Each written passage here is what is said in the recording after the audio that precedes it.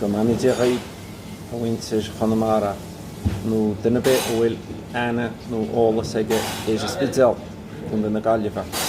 mar Sheachtain a mé hen agus tráilm ag gur fánacht an sin go heachtain éile Fharraige ón gearú láide go dtí a 7 láide ach tá cinnte orm Spidéal Sheachtain ra mé gur fánacht is a grúiscin lán ach táidir dúnta Fharraige Fharraige mar sin bhí mé is liste ibhreachaí ach tá cinnte orm láta duine bé tin duine ra mé a láit le ná Sally gois Ghaeilge agus fhíseán chomhrach ach táidir sin dúnta chomá Fharraige mar sin thug sí ibhréalacham prísne Fharraige agus ruid ceama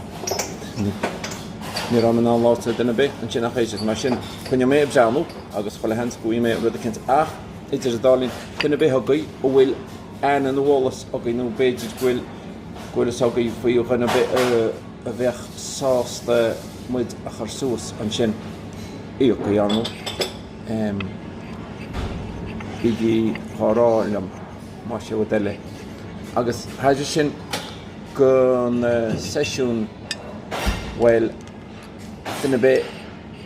a bheith a gearra castalín bé mí a fáilte rú nach bin is an ceanát béidir táchósta a nead bhí man sin an ora áit bhreá a bhíonsa nó áite be a bheith fellúnach go heisiún ceol agus coppla pintáil é a Spidéal agus béidir fiúháin Ghaeilge na Gaeilge má bhíon smuoine bé agaí faoi áite bé mar sin igi teagháilín duine bé a bheith gananta sin nó duine bé a bhfuil léide go Lóistín áil é a Spidéal nó Ghaeilge na Gaeilge héin agus sin úl Fharraige tásúlam go bheice muid a chéile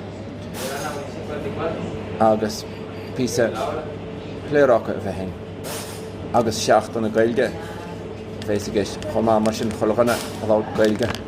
más féidir go nuid a riib a chuoine córa